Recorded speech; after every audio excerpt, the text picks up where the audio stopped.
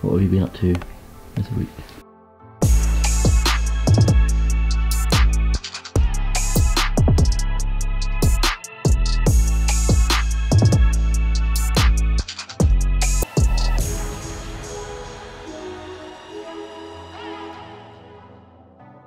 It's been a really good week actually, because there's been lots of different things going on. I reckon this week has been an example of what I'd like most weeks to be like next year. Over the last year and a half actually, I built a coaching and events business from scratch. Ended up being my sort of full-time wage, and it consisted of helping people with their personal development on a one-to-one basis, having private life coaching clients, some group programs, a professional development group, and a personal development group, Super Self Academy.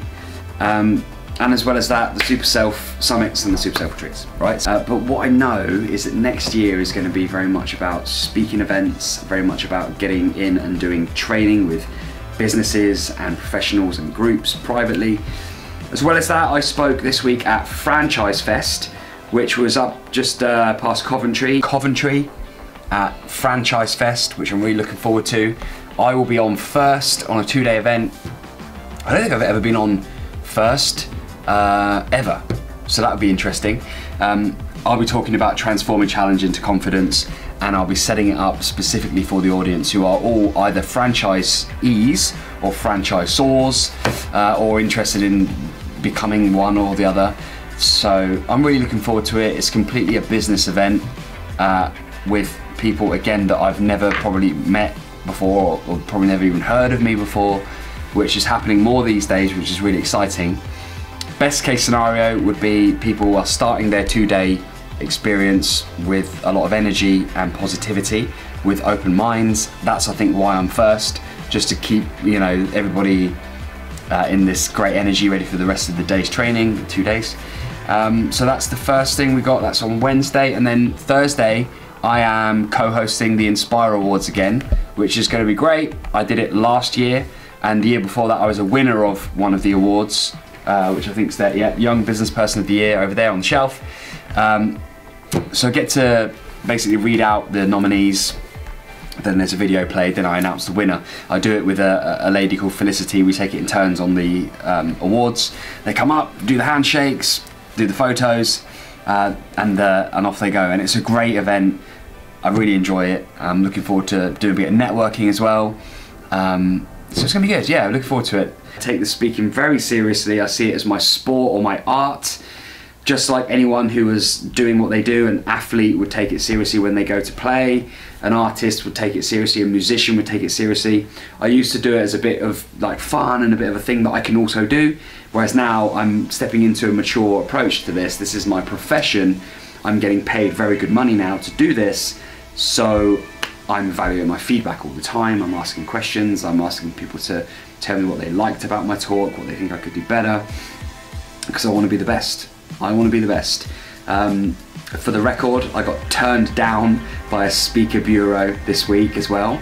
I'm not going to name who it is, but just for the record, you get turned down, right?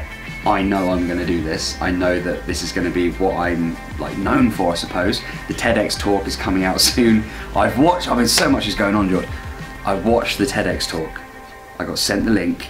I'm not allowed to share it, but I watched it. I was shaking. I was so nervous.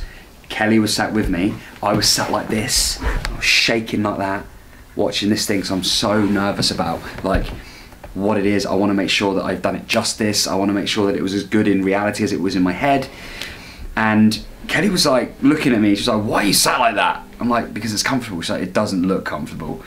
And then she was looking at the TV, seeing this guy like doing his thing, like speaking really like well and giving great gestures with his hands and connecting with the audience. And then she was looking at me like this, and like she was going, "Hang on, it's the same person, but it does not look like the same person."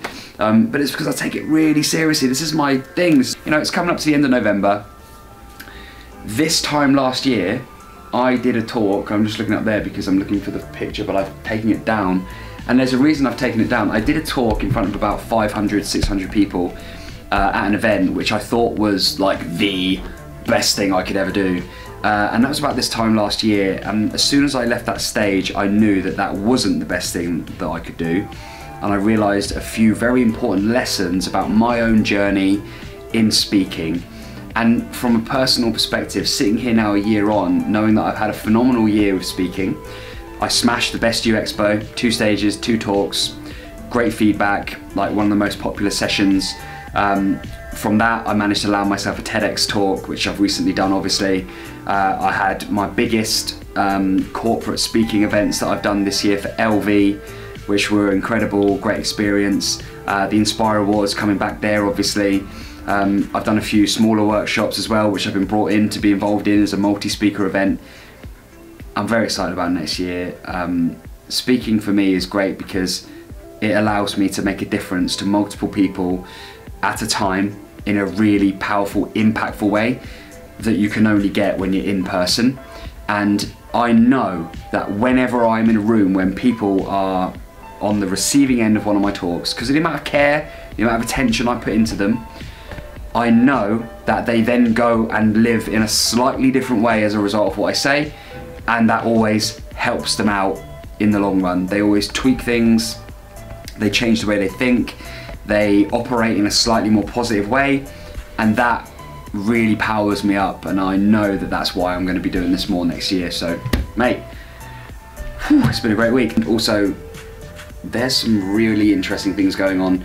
We've set up a little side project, Legacy Media and Marketing, which kind of is this now. It's recording videos, promotional videos and awareness videos for companies and professionals, editing them in the way that we do, really fast, in a really creative way, and really applying the formula that we apply on my videos but to different businesses. So we've done a little bit of that this week as well, because we actually visited a client of mine, so a private client of mine.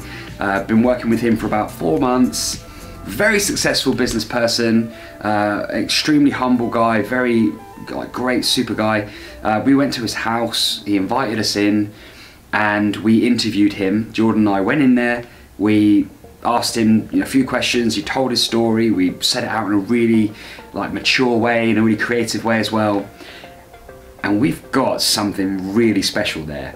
Obviously we can't show you because we need to show it to the client first, we need to show it to him, he has to be okay with it, and then we can obviously share it with you.